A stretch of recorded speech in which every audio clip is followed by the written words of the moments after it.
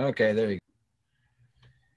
Hey, this is Terry Dodge with the Illinois Smallmouth Alliance, and we have in our Zoom session today, we have Dick Dragiewicz with the Coalition to Save the Menominee River, and he's going to give us updates on how it's going there with the mine on the back 40. Dick, take it away. Okay, thank you, Terry. So I'm Dick Dragiewicz. I'm a volunteer with the Coalition to Save the Menominee River. And the name of the group there just states our goals and our targets there. Want to give a thanks to Terry and Bart for the invitation to do this presentation and bring everyone up to date on what's going on over there. Appreciate the opportunity. Thank you. And the ISA has been a supporter of this coalition project in opposing this mine or this proposed mine for a number of years by information on its website and some correspondence that have been sent by members to the state of Michigan opposing this mine. So we want to thank you for that. Also want to say thanks to John Lobach for providing a table for me at the early show, and maybe twice now we've done that. So I got to talk to some guests at the show about this whole issue and do some support there. And then also you've got two members that we had mentioned earlier, Kurt Nelson and Mike Allen from Midwest Angling, and their Bronzeback Cup tournament. The proceeds, a share of the proceeds of that has been donated to the Coalition to Save the Menominee River. So that's been pretty cool that way. And the winners of the last time they had that, which was 2019, was Pat Burke, who's a resident in Chicago, and he's a great writer. So he's written a couple of neat articles about the Menominee River issue and the mining thing there. So that's been super. And then the fellow I fish with, I'll mention later, took second place in that contest here. That was the summer where it was like 900 degrees and everybody got just fried out there like that. So they suffered like that, but they all had a good time. Everybody kind of works in some conservation programs like that, and they're looking to protect the environment, and especially those of us that go fishing are looking to protect the fisheries that we enjoy and keep those fish healthy so they keep getting bigger and stronger. And the ISA has done a lot of those kind of projects, you know, from cleaning up rivers to solving environmental problems there. And one of the programs I like is that the ISA puts these signs up about catch and release. And so it does two things. It enables those fish to grow up and get bigger so we can all catch them, and then they become what I call photo quality fish. So you want a great picture like that and you can have it there. So that's been pretty cool. So thank you for that. Keep up the good work. So as I said, I'm a volunteer with the Coalition. It's been around for about 4 years now, and it's evolved from other organizations that have been doing the same thing to protect the Menominee River from a proposed development of a mine, an open pit underground mine. And so it's been working on that. So the coalition is a collection of volunteers that do different things to support the cause. And there's two essential parts that we do there. First is the plan is to educate the public on the hazards of metallic sulfide mines. And the second is to strong and maybe win. And we did win here in January, where a court ruled in favor of us by denying a wetlands permit, which is a major step forward for all of us. So that's what's going on over there. The other groups that have been involved in here have been known as the Front 40, which I'll mention a little bit later on some signage issues there. Another group out of Marquette called the Mining Action Group, and there's a lady there by the name of Kathleen Heidemann that's just terrific. She's a great scientist, and she understands all this technical stuff. I don't know if anybody's ever read a mine permit application, but it's techie. So when I read these things, not having a technical background, I basically have two dictionaries with me, a regular Webster's dictionary and a mining industry dictionary, just so I can understand the terms. And it's slow reading for this kid here, but we keep pursuing this. So it works out that way. So at the end of this presentation, I'm going to ask for some help. Just want continued support in ISA and the ISA members' opposition to this proposed mine. Two, going to ask for some support and maybe sending some letters out to the state of Michigan opposing this project. And like we've got pre-written letters that you've seen in other places, I'm sure. And you fill in the blanks of your contact information and make your personal comments to that. And then you click the button and it goes off to wherever it's headed. And so we've got one now on something called the Tailings Dam, which we'll talk about later. So that, and then as not unexpected, I'm going to ask for donations because we have this litigation underway, and litigation, as you all know, is expensive, but it works. So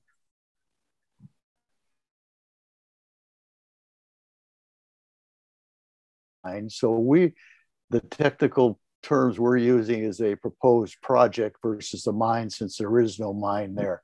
They're just for clarification. So we're down here in Chicagoland. And so depending on where you live, to get to the mine site is about 250 to 300 miles. And so it depends on which direction you're coming from and how you get there. So, but it's an easy trip, basically expressway all the way, so you can get there with no difficulties. So just as a point of reference here, down here is Marinette, Menominee, and up here a little bit, about 10 miles or so, is the Tailings Dam cabin or facility that the ISA rents out for the part of the summer there and does some great fishing in the area. So that's point of reference. The star up here, which would be like 30 plus miles upstream of that Tailings Dam site, is where this is here. So this is like 10 miles from Stevenson, but that's just to give geography so you know where things are. So the good news was that on litigation on January 4th, Judge Poulter issued his ruling that said the wetlands permit was denied. And this permit was issued for political reasons more so than scientific reasons. The permit itself contained 28 pages of substantial conditions. And when I say substantial, it's significantly more than cutting your grass or shoveling your snow type stuff. And there are lots and things like that. So this case was a good ruling for us. Not unexpectedly, the company that wants to develop this project, Aquila Resources, has appealed this. And so this is underway now. A couple weeks ago, on March 3rd, the appeal case was started with the Environmental Permit Commission. And they basically introduced the parties and laid out the game plan and set some dates for legal briefs and responses and arguments along the way. And then the next hearing is on June 15th. So we're going to wait this out. My intuition says that the decision that'll come between now and the end of the year from this Environmental Commission will be appealed by the losing party in circuit court. So it's going to go on for at least another year beyond whatever the decision timing is. So this is sort of painful to have to go through this process of just waiting for things to happen. But on the other hand, delays are good for the opposition to this project. Delays do a couple things to the Aquila Resources, the company that wants to build this project. And that one, it's costing them money to operate. Two, the present value of this development is being reduced just based on time. And three, investors that they need to come up with the funds to build this project, which is in the range of $250 million plus, it deters them from coming in and supporting this because they see the delays that are happening and that they won't get any return on their investments. So a little background on how I got involved in this, the whole project here. In the summer of 2006, my brother called and said he's going to Green Bay, Wisconsin for some business. And he wanted to know if we could go fishing that Saturday and Sunday after he finished his work project. And I said, I'll check it out and let you know. Because at that time, I knew no idea about fishing opportunities in the area. So I called my friend Dave in Milwaukee, Dave Pinchkowski, and some of you may know him or have heard of him. And I says, Dave, my brother and I want to go fishing up by Green Bay. What do we do? And Dave, being a part-time fishing guide, responded immediately. He says, let's go fish the Menominee River for smallmouth bass. So he described the river and the situation, and he'd been fishing it for a number of years. And so I says, okay. Now, I'd known Dave for a couple of years on a social basis from a fishing club in Milwaukee that I would visit occasionally. And so, but I had never fished with Dave, and all we'd done is talk about this fishing kind of stuff. So we set up logistics, made arrangements, and on Saturday morning, we met Dave at Krivitz. And we had breakfast, talked about the plan for the day, bought lunch at a restaurant there, and drove off to Bear Point, where we launched the boat, and we motored downstream a little bit. And Dave uses a power boat here, and I'll show you a picture of that in a little bit. And so we fished that Saturday and Sunday, and the fishing was terrific. It was much better than my experiences in Illinois and Wisconsin on my bass fishing trips. And so I said afterwards, after the trip was over, that I should fish this river again.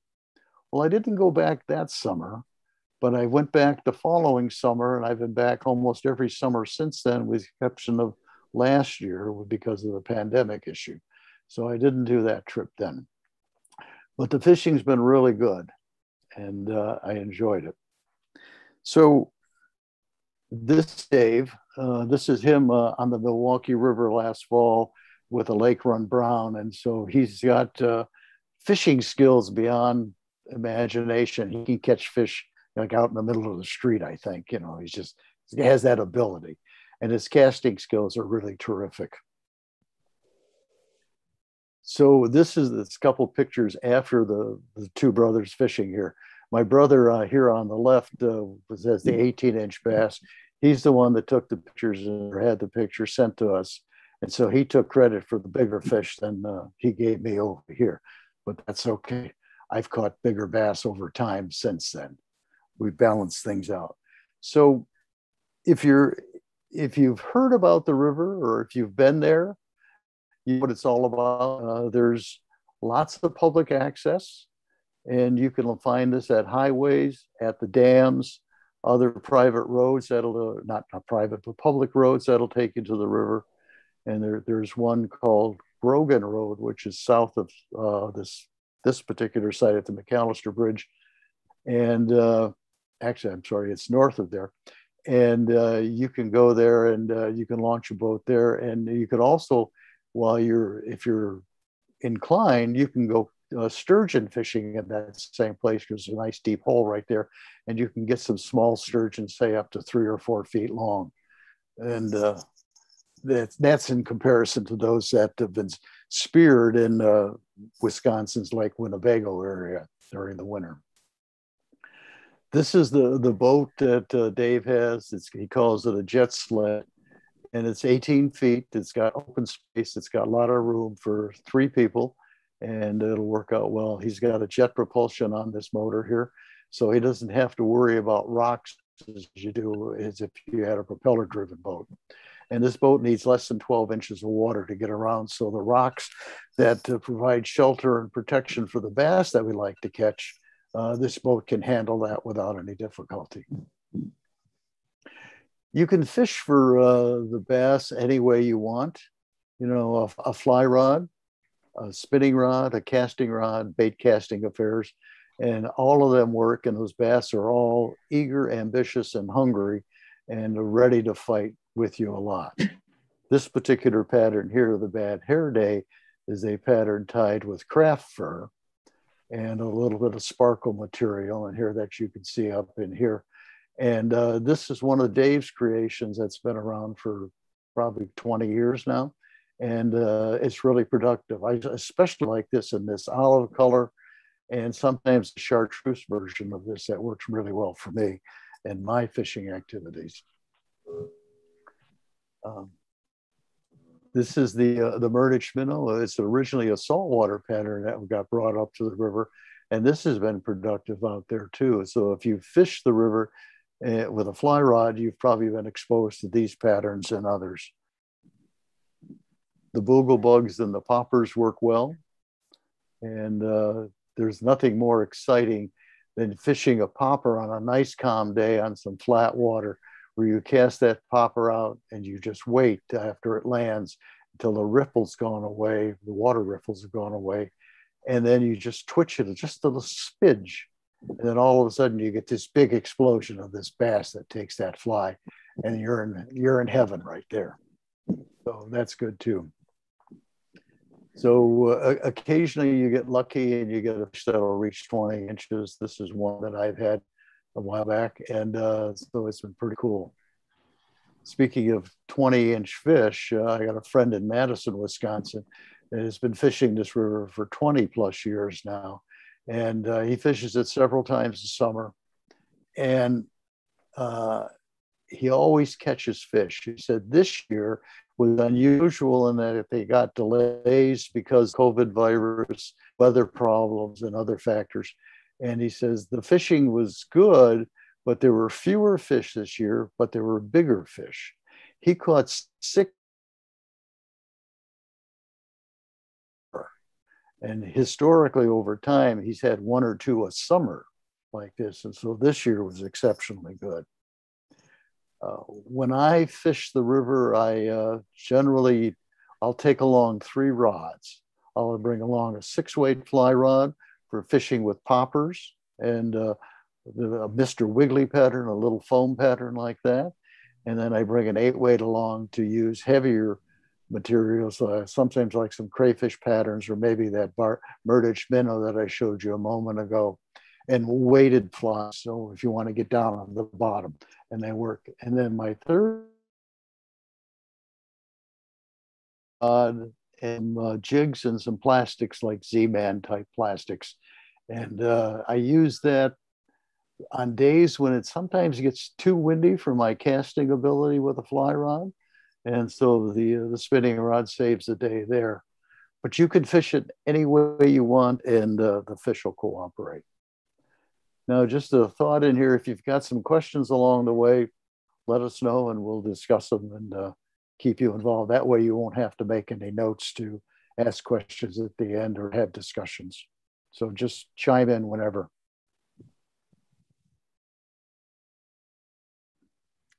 Make sure you people unmute your microphone if you're trying to speak. There you go. And so this is a trophy bass waiting to grow up.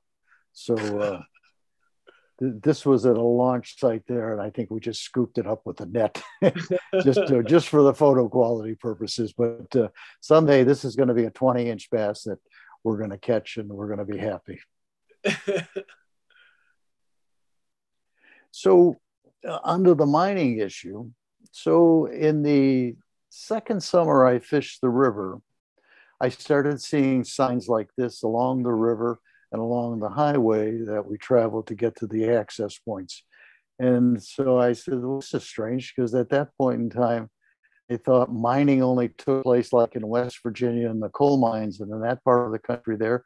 And way out west, where we've heard stories about mining out there and mining disasters.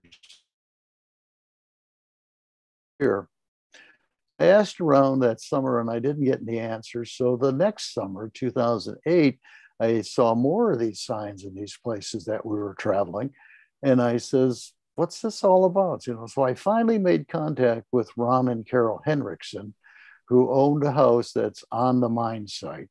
They've since sold it and moved on the proposed mine site.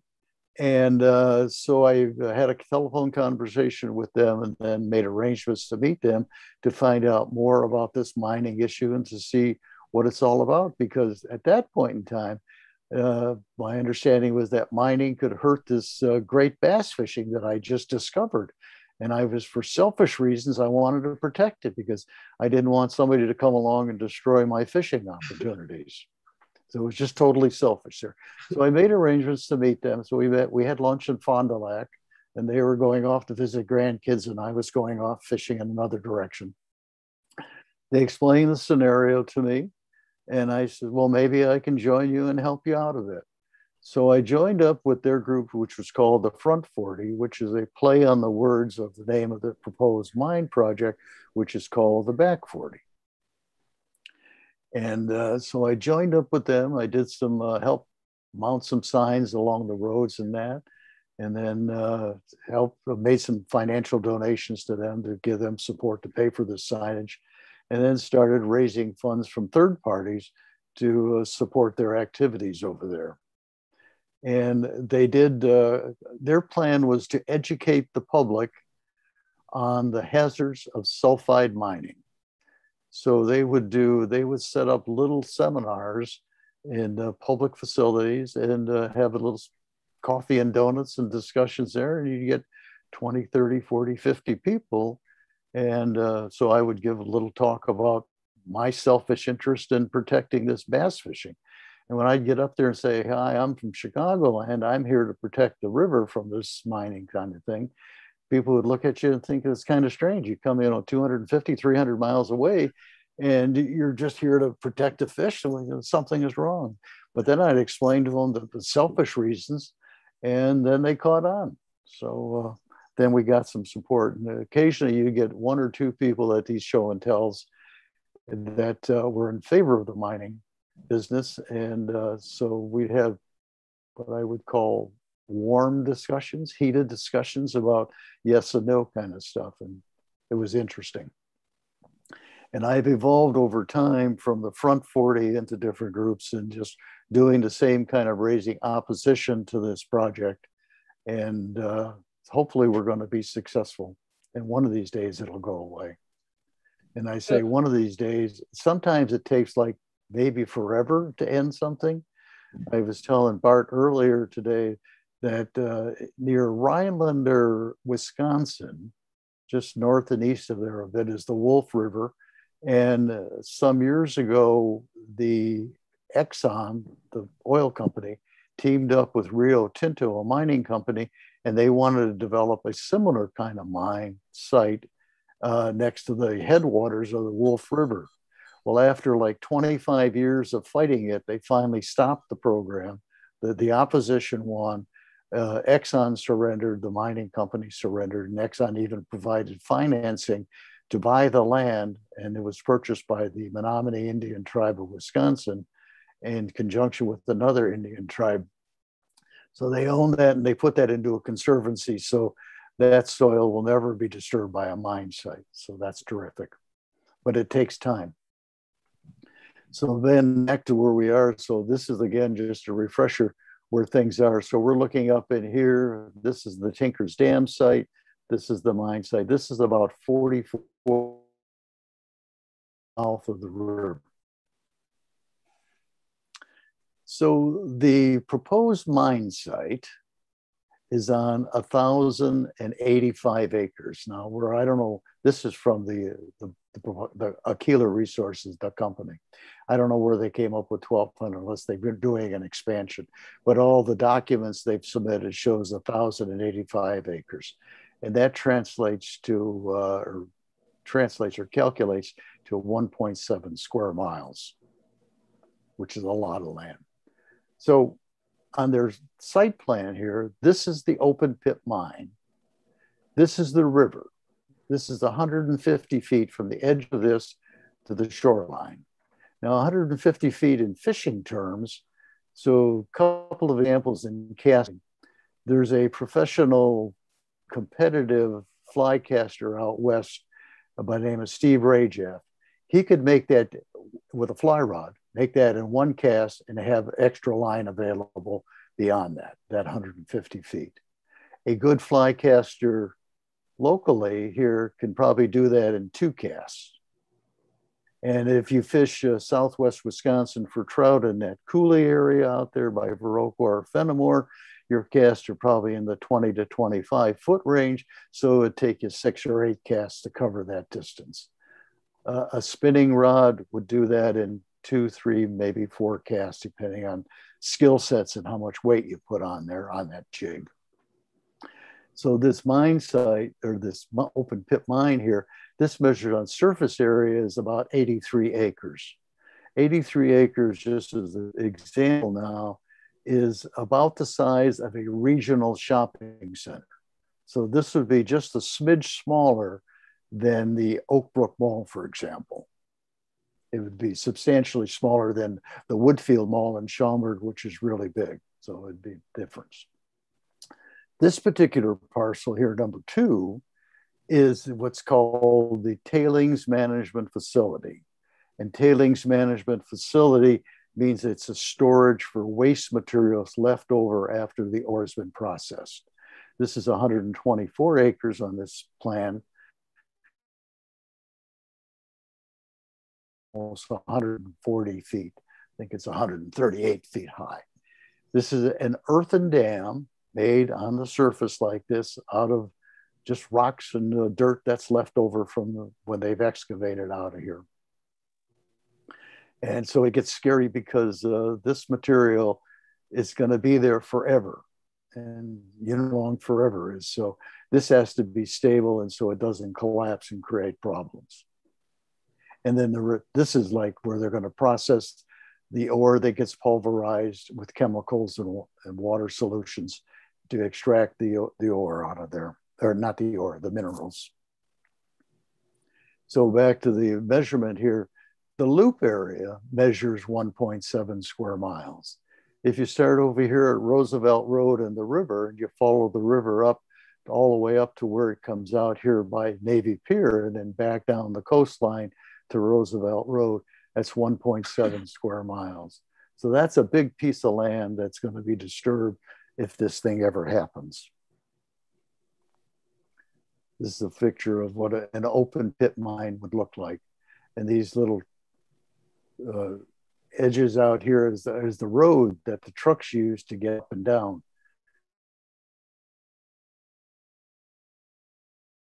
These guys never have anybody falling off of them, but they don't have guardrails, but they're big enough to accommodate these big vehicles. So over time, mining has taken place forever, like since the beginning of time. And all the good places have been found, and there aren't any places that have an abundance of materials, of valuable minerals. So these 2 rings are 18 karat standard gold bands, wedding bands, and each of them has 4.5 grams of gold. It takes, on the average now, 16 tons of ore to produce the 9 grams of gold for these 2 rings. So there's a lot of ore that's moved and disturbed over time when this mining process happens. This Caterpillar shovel is 1 scoop would produce enough gold out of that ore there to make those 2 rings. So just to put things in perspective, that there's a lot of material that gets moved around.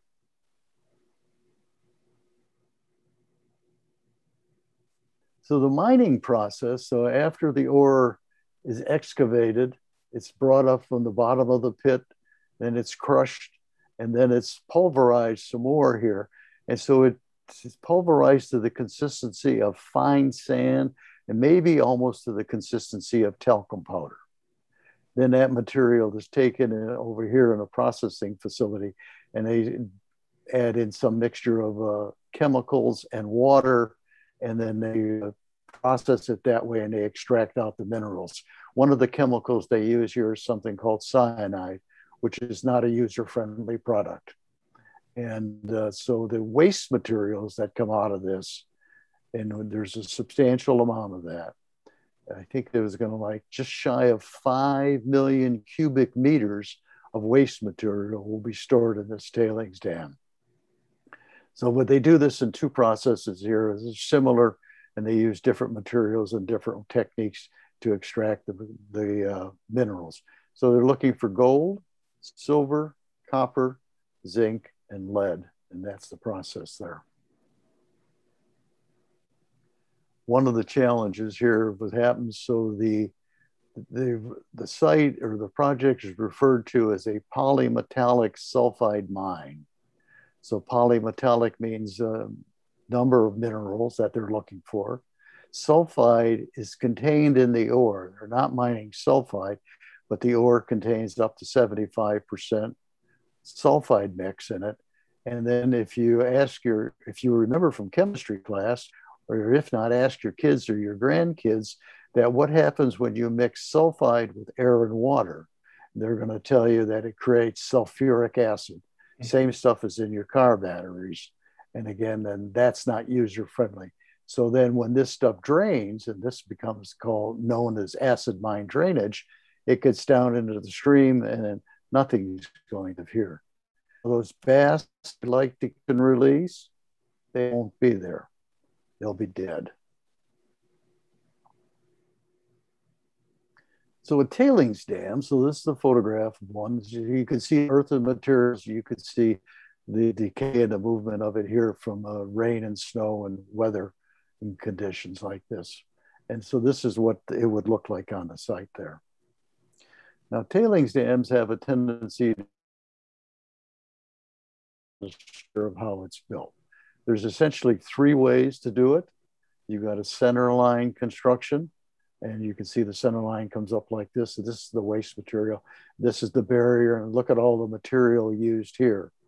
The downstream method is similar to that, and it takes twice as much material there over here to do this. Now, these are expensive because of the materials in the process involved. The upstream style, which is what's proposed for the back 40 site, uses minimal materials, it's easy to do, and it's cheap. And so when it's cheap, that means the cash flow and the proceeds from the development of this mine grow, versus over here, it shrinks because of the change. Let me show you a little film of what happens when the tailings dam collapses. In January 2015, just a little more than 2 years ago, in Brumadinho, Brazil, at an iron mine site, a tailings dam collapsed. This is the video of collapse. And there's some sound in the background, but it's in Spanish, so I turned the volume down because I don't understand it.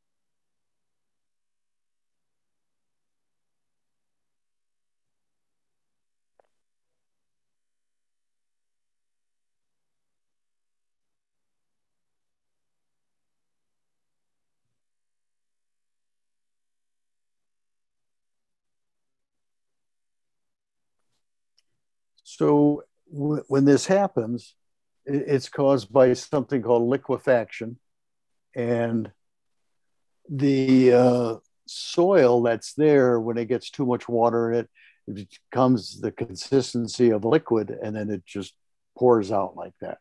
In this particular instance, 259 people died, 11 are still missing, and there was just damage and destruction to the environment and the rivers in the area. And this is what could happen. So this wasn't the only one that's these tailings dam collapse. In 2015, with a mine site from the same company, there was another collapse of a dam, and that there are no videos of that one. But 20 people died over there, and then just 400 miles of a river that flowed into the Atlantic Ocean was destroyed because of all this material and the pollutants it carried with it.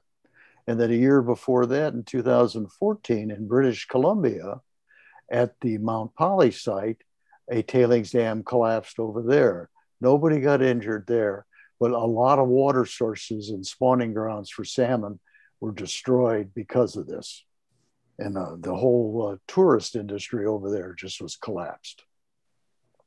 So a little more sign of destruction and damage here, where all these people died and their housing disturbed and all this. The mining company, Vail, has already spent $7 billion on cleanup and reparations to the residents there. And I'm not clear on this yet, but I think they've just agreed to an additional $7 billion for this cleanup work. This is like what I call real money. This is not lunch money. This is real stuff. And this particular company that wants to do this project on the Menominee, my example there is they don't have enough to buy us lunch at McDonald's if they had a discount coupon in comparison to what this other company has. So after this collapse over here, they carried out bodies here. But after the collapse, a couple things happened. So this is the Church of England's pension fund.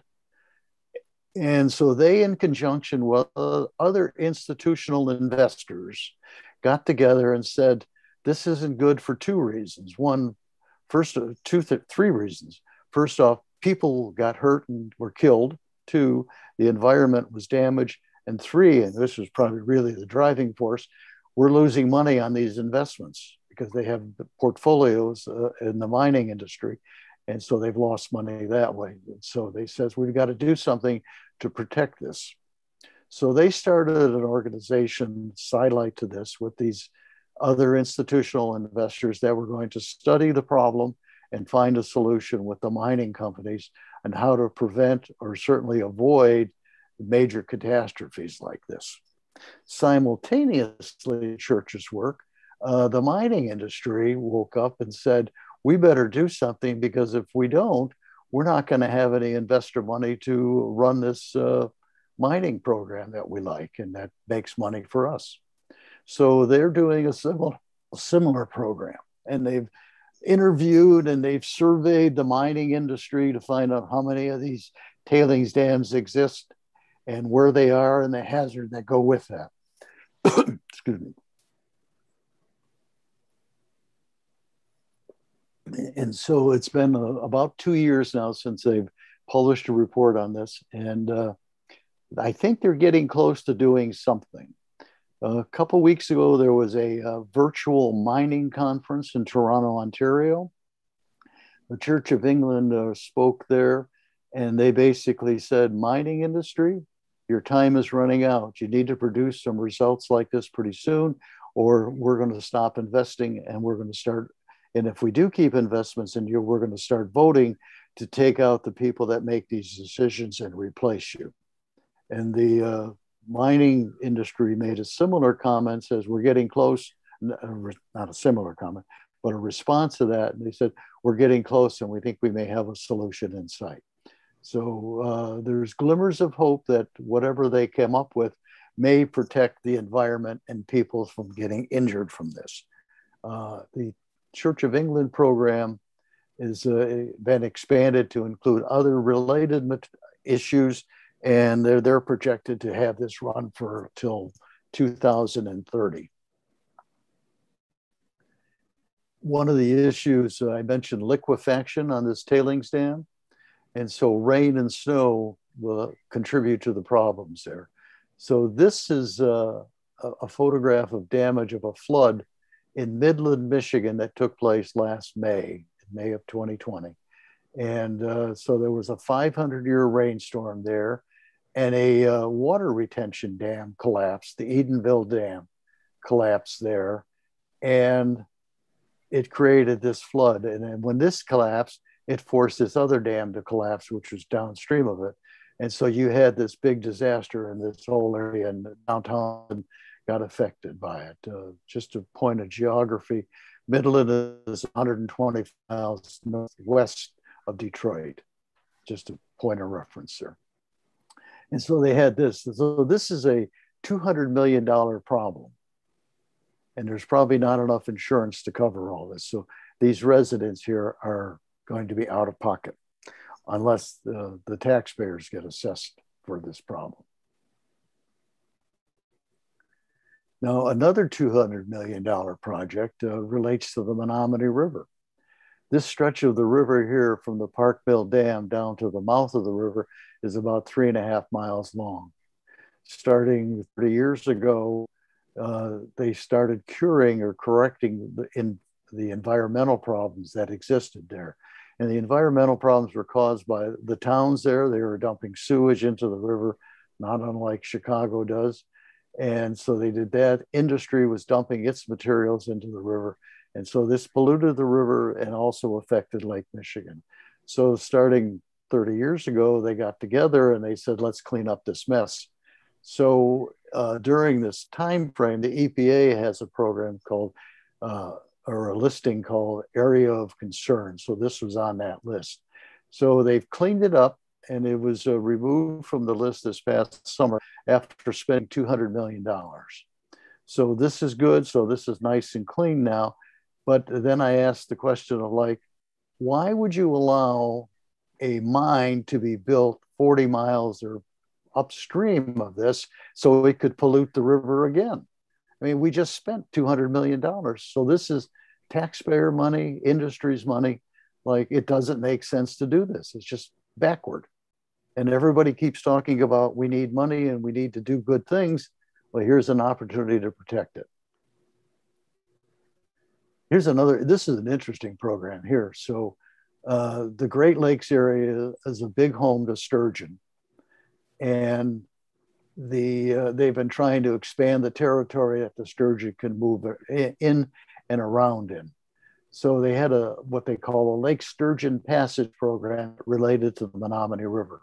It's essentially a method for allowing or enabling the sturgeon to get past power dams.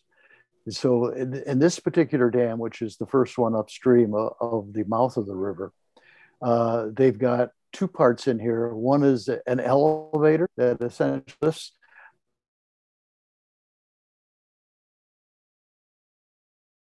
Two, they've got tanks in there that they'll capture the sturgeon and then they'll relocate them to a water truck and then they'll move them farther upstream. So the sturgeon like to live in the lake, but they need the river to spawn and to grow and develop. So they've done this. I was talking to somebody maybe 2 summers ago about the program. The things they do when they physically move these sturgeon is they implant a transponder in them so they could track their movement. And so one of these sturgeon was relocated upstream about 30 miles, a couple dams up, and dropped off. And so they were tracking it. So within like a week's time, the sturgeon had come down all the way out here to Lake Michigan and went south about 10 miles to the Peshtigo River and swam upstream there. So it didn't like that water. You wanted to go to the Peshtigo for its spawning for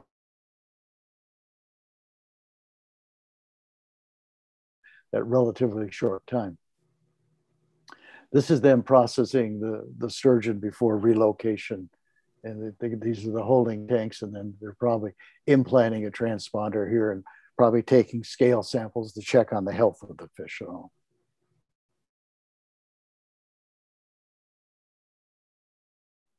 List of endangered rivers in 2017 and 2020. So they're paying attention to this too, and this has had international publicity on this, so we're getting support from around the country and around the world. Here's another video talking about the mining process. This is about 2 minutes long, and it was produced by Wisconsin River Alliance.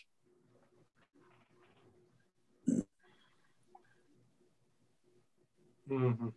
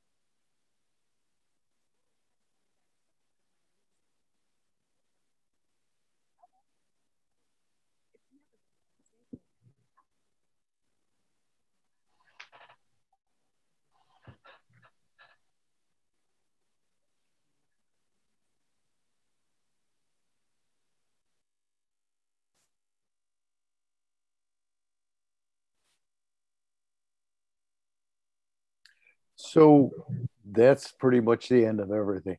This is what we want to protect. This is Harry Blessing being guided by Ham Nelson from the Tight Lines Fly Shop. And he just cast his popper out there and he's waiting for this fish to show up, take it, and give him some excitement. So this is the scenario that we want to protect and enjoy for the future and for our kids and their kids' futures. Here's my contact information. Take it down, give me a call, send me an email, look at the website from Join the River Coalition, and there's things that you can do to help. As I mentioned earlier on in this presentation here, I'm looking for a couple things. One is just keep up the support of the opposition to this by postings on the ISA website. That's been terrific. And occasionally I'll send a note to Bart or Terry or whoever they designate asking for help like that. And if you go, and I'm going to ask for one now, is if you go to the Join the River Coalition website, there's two action buttons there. One is we'll send a letter to the state of Michigan, the governor and legislators and the appropriate people in the permitting process over there. And it basically is asking them to make sure that this upstream style tailings dam isn't allowed to be used for this project because of the hazards of it. We've received, I think, 450 or maybe just shy of 500 responses so far from all across the country. And so that's been terrific. And then, and so we're going to ask for support from the ISA itself and from its members. And then we're going to ask for donations. So all this litigation that I mentioned a bit ago is expensive and we need to fund this. So we appreciate your donations. Like that. See you then. Okay, that's my show and tell. Questions, comments, discussions? I'm ready. What can I tell you?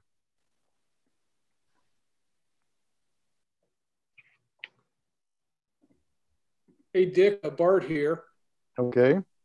So, as kind of was depicted in that little cartoon that you showed, I mean, one of the big issues I think in this area of Wisconsin is the state of the economy, isn't it? I mean, because the unemployment rate is very high.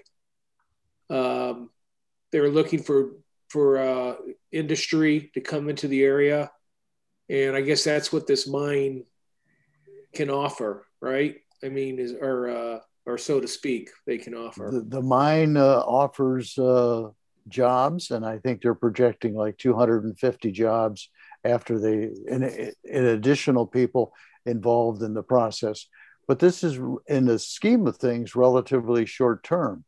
You know, as the current projects propose, there's going to be 6 or 7 years of mining activity there, and then like 10 years of closing up the operation.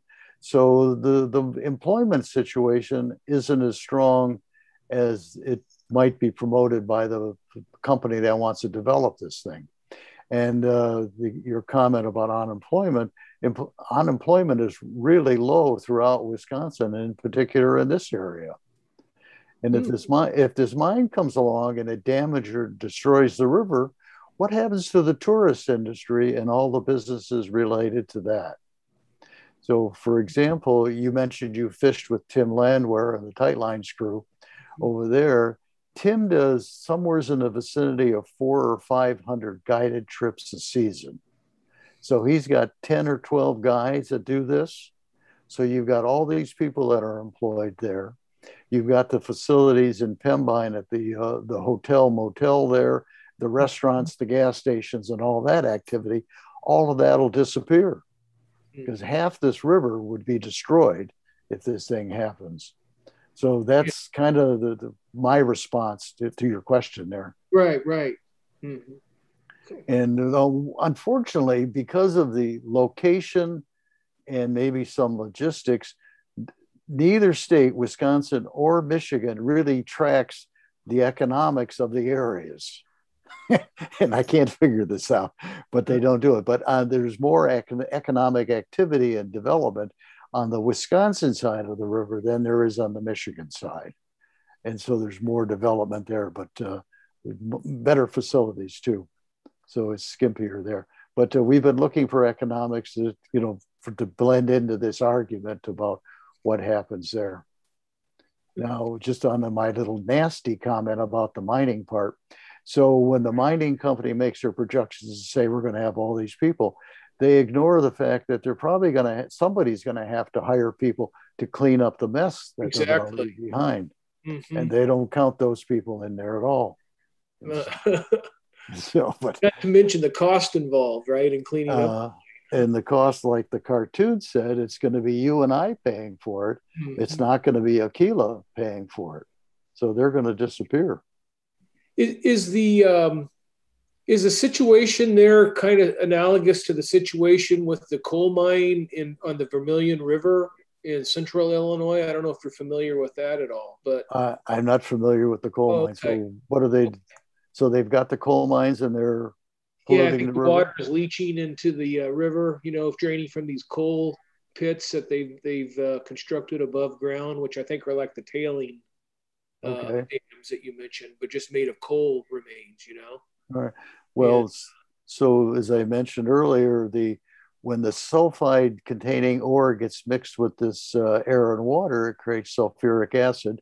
And so just through wetlands, underground water, rain, and snow, this is going to seep into the river. And then when it seeps into the river, those bass aren't going to be there because they won't be able to tolerate this stuff. And so you get that, and that's what they call this acid mining. And as in the cartoon, they said there's never been a sulfide mine, never, with capital letters, that hasn't polluted water. There's a mine was relatively small and a different arrangement on processing and things in north central Wisconsin called the Flambeau mine. And they keep saying that this is clean and pure, it hasn't polluted. But all the reports from everybody says the water's being polluted. Now, for technical reasons, the mining company won in the court system. And I don't remember the technical reasons, but they did win there. But the pollution is still happening, and there has, again, never been one that hasn't. Does that sort of answer the question there? Yes, it did. Thank you very much. All right. Anything else out there? Isn't it? I thought it was my understanding that isn't this a company that wants to build this? Aren't they like from Canada? They're headquartered in Toronto, Ontario, downtown. And what I was doing some reading on some other material the other day. And so the mine idea started in 2002. A fellow by the name of Tom Quigley owned some land there, and he wanted to build a cabin or a house, and he needed water. So he called a water driller and said, find me some water, tell me if I can build this house here, and let me know if I can have water. And he says, by the way, and so Tom has a science background. So he says, save the cores that you take out. I want to just look at them just for curiosity purposes. So they drilled the holes, they took the cores out, gave it to Tom. And I never did hear the story if he found water or not. But the cores showed minerals in there of gold and silver that might have some value. So Tom called his friend up at Michigan Tech University up in Marquette, and he discussed this with him, and he shipped the cores up there, and he looked at it. And his friend, who also with a science background, said, well, there's a possibility you've got some valuable minerals here, and there might be something worthwhile. So they did some exploring, and they looked around, had a few more borings done, and it kind of support their first assumption that there's maybe real money here. So they've continued on in this process, and I don't have the answer to is why it got incorporated in Canada. Other than Canada, it seems to be favoring the mining industry across the whole country there, and the company's headquartered there, and so they move around in different places. So that's kind of my guess about why they're there. And for a while, they had a company that's headquartered in Toronto also as a money partner called Hud Bay. And so that may have influenced the location for the incorporation. HUD Bay, incidentally, is a passive partner here. They've got some money invested in this project, and they're waiting for something to happen so they can get paid off home. And they're also involved on a different mining location in Guatemala, where they are being accused in the court system of such things as murder, rape, and beating up people and damaging the economy there. So that court case is underway, and it's been going on for maybe 10 years now. And so that's not a user-friendly partner to have like that. Dick? Yes. Dick, this is Dean. Hi, Dean. How are you? Doing great. I appreciate it. And Bart, I appreciate you putting this on. If I want to get a copy, or can somebody send me a link to the recording? Is it going to be posted somewhere so I can get some other fellows from the Isaac Walton League be interested in watching this? Is it going to be posted somewhere? Yeah, Dean, we can send you a copy. And a copy of the link will be available on our YouTube site for the ISA. So, but I think we can send you a link. Okay, great. Before we get off here, I'll give you my email if you want to email me or whatever, and I can get back to you. That'd be great. Thanks. Sure. And Dean, in your email, you might want to ask Bart, because you mentioned in our conversation a couple of days ago that you had some interest in discussing fishing opportunities or environmental opportunities with the Illinois government and maybe the DNR. So Bart may be able to answer your questions about what role ISC would play in whatever your program is there. So you might get that answer that way. Yeah, Bart, send me your email address and we'll get together later. Thanks. Okay, no problem. Cool. All right.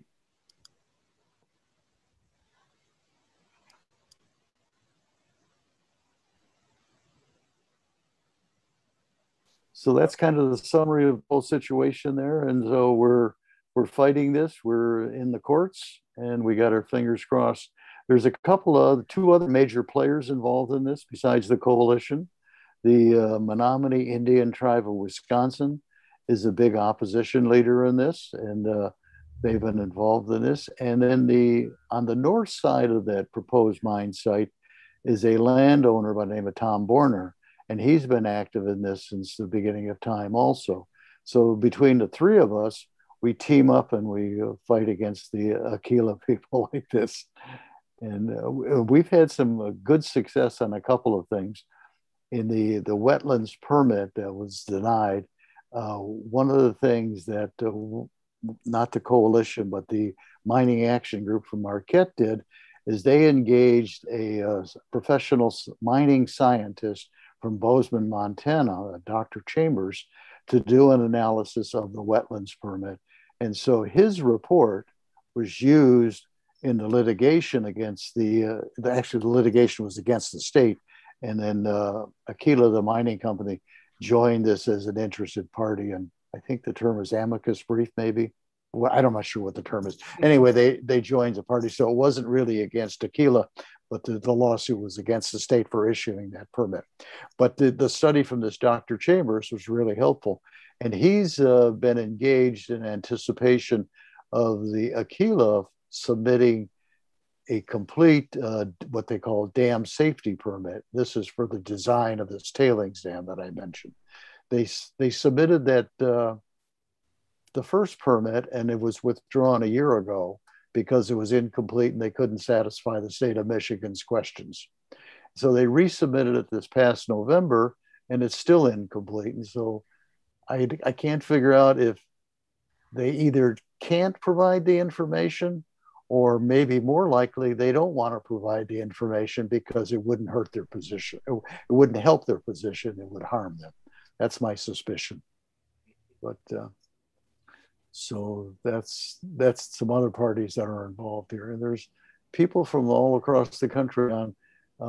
If you're interested in seeing a little bit about fishing on this thing, go to YouTube, look up an entity called Meat Eaters. And it's a big multi-million-dollar organization. And also they've got a program called DASBOAT, DASBOAT. Look for season 2 and you'll find a film about fishing with Tim Landwehr on the Menominee River. And they mentioned this coalition in there too. So that video has been seen maybe by 400 people or 500 people by now. And through it, we've got a donation, a $20 donation from somebody in Australia. So this is covering the world kind of stuff, which was pretty cool. You know, that was neat.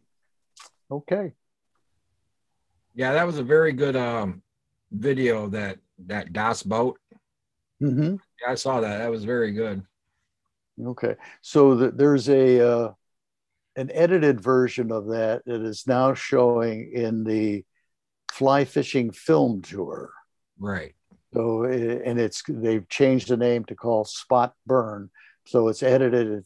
They've taken out the commercials and I think part of the boat rebuilding process that they did in there. So that's online now if you subscribed or buy into the fly fishing film tour program. And then you can watch that multiple times, and as you can the Das Boat one. Thank you. But that got some good publicity there. Well, did anyone else have any questions for Dick before we call it an evening?